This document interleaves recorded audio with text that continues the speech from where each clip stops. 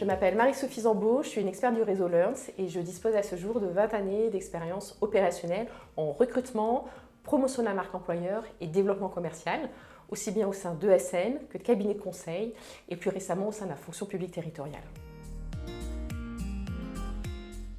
Vous parlez de recrutement et plus précisément de l'importance à accorder à la rédaction d'une bonne annonce de recrutement. Et par bonne annonce de recrutement, c'est une annonce qui soit percutante et qui génère des candidatures pertinentes. Le premier piège à éviter, que je vois très fréquemment, c'est d'indiquer un intitulé de poste qui soit incompréhensible ou qui ne parle pas au plus grand nombre. Quelques exemples, utilisez en fait le jargon ou les acronymes de votre organisation qui ne vont pas être compréhensibles par les candidats externes. Ou alors une autre dérive, c'est de vouloir faire un petit peu fun et vous démarquer en utilisant certains termes comme par exemple ninja de la programmation. Tout ça part peut-être d'une bonne intention mais ne fonctionne pas. Pourquoi? Parce qu'il faut se mettre à la place toujours et encore des candidats.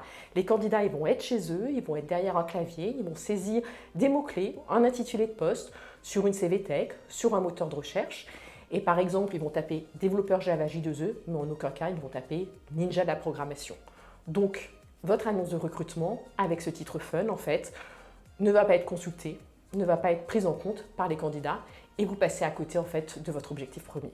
Donc je vous déconseille les intitulés avec le jargon, avec des acronymes et avec des intitulés un petit peu décalés et fun. Je vous conseille pour les annonces, pour l'intitulé de poste, de choisir le poste qui est le plus classique, le plus répandu et celui que les candidats sont vraiment susceptibles de taper dans le moteur de recherche et dans une CVTech.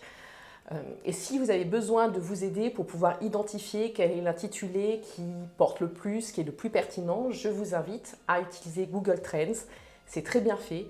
Vous tapez les différents intitulés et vous voyez la fréquence d'utilisation et ce qui a le plus le vent en poupe pour choisir justement le terme qui est le plus utilisé par les candidats.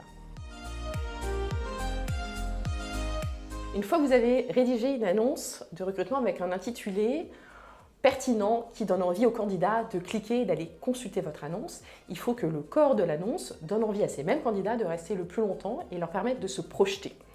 Donc, évitez les annonces de recrutement qui sont génériques, qui sont langue de bois, qui ne donnent pas d'éléments en fait, de contextualisation aux candidats.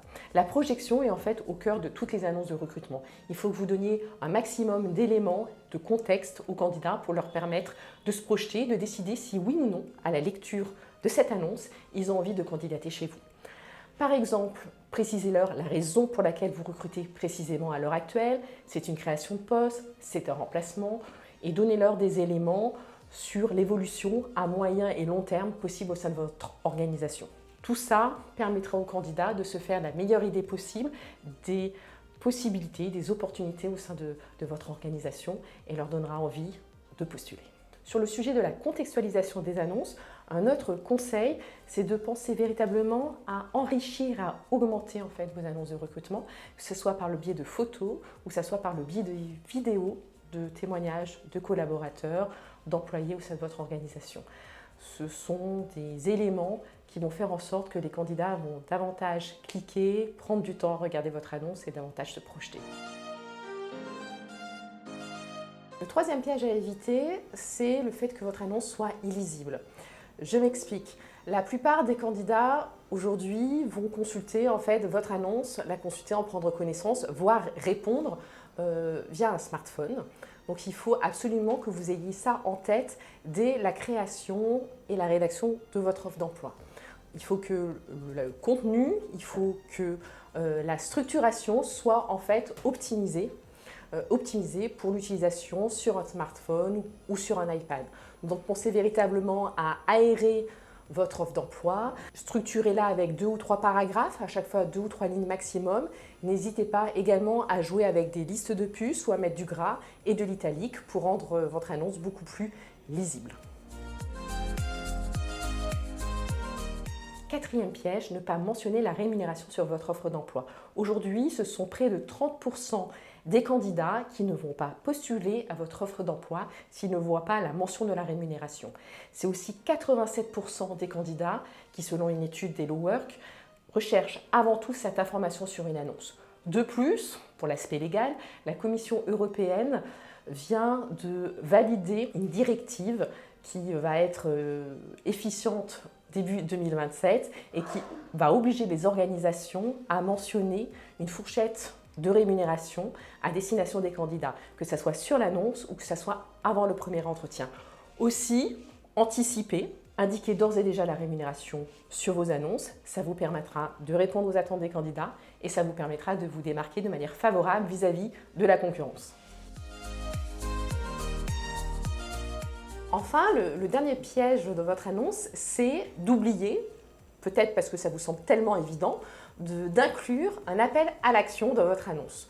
Vous dites que voilà, vous allez rédiger une annonce, c'est parce que bien évidemment, vous voulez que les candidats en prennent connaissance et vous envoient leur candidature, mais il faut que ça soit écrit, formulé de manière très très claire. Indiquer un appel à l'action ou un call to action, ce qu'on dit en marketing, à savoir vous êtes intéressé par ce poste, vous vous projetez au sein de notre organisation, n'hésitez pas à nous transmettre votre candidature, nous vous répondrons, etc. N'hésitez pas à indiquer, mentionner un appel à l'action, ça augmentera de manière systématique le nombre de candidatures que vous allez recevoir.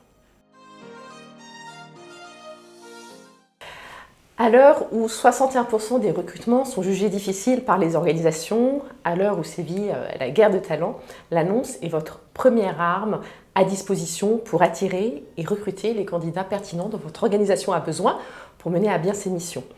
Autre conseil qui me semble important, outre ceux évoqués, une annonce de recrutement n'a pas vocation à être consensuelle coûte que coûte. À vouloir plaire au plus grand nombre, votre annonce de recrutement va en fait se vider de sa substance et de sa personnalité, vous allez perdre les candidats. Une annonce de recrutement doit certes attirer, mais elle doit également dissuader des candidats.